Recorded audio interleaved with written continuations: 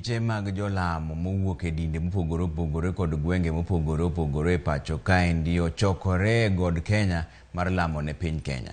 Jolemo go ogoyo kambi aluora mar Samson Kona e kaunti ma Kirinyaga kama gilamo ne Uganda jo Kenya mondo bedi achiel kaka oganda. Bende giwacho ni Uganda jo Kenya mondo med duoko erokamano ni Nyasaye kuom miyo gi piny Kenya yiero mokue.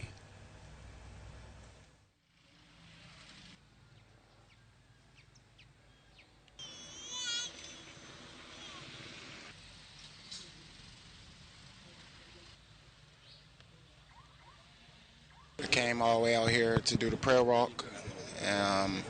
Peace to everybody. I'm glad to be a part of this.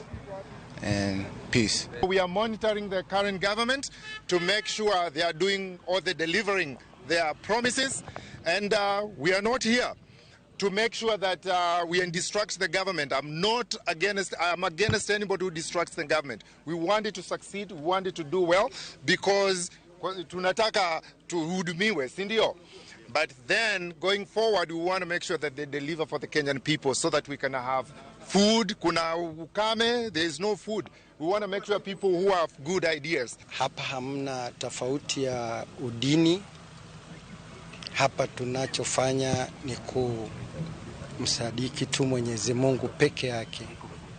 Na wakati tunanyanyua mikono yetu hatumaanishi Mwenyezi Mungu yuaishi hapa kwenye huu mlima. Hapana. Ni energy tunapata kutoka kwa huu mlima. Hizo energy unazipeleka kwako, unabariki kwako, unakuwa umeweka sehemu ya kumwabudu Mwenyezi Mungu kwako.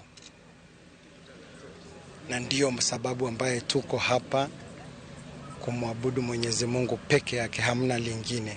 Kuja kumshukuru Mwenyezi Mungu, manake last time tulikuja huku tena tukamwambia Mungu tuko na uchaguzi uko mbele yetu na tunaona hatari iko mbele yetu, lakini tukamwambia Mwenyezi Mungu atusaidie aweze kutuokoa katika maovu yote itakayokuwa inaweza fanyika hapa hivi. Ndio sababu siku ya leo tumekuja katika maombi ya Mlima Kenya kuja kumshukuru Mwenyezi Mungu kwa yale yote ambayo ametutendea. Ametupatia na baraka ya mvua, tumeweza kuwa na uchaguzi wa amani, na ndio sababu tuko hapa tukimshukuru Mwenyezi Mungu kwa yale yote ambayo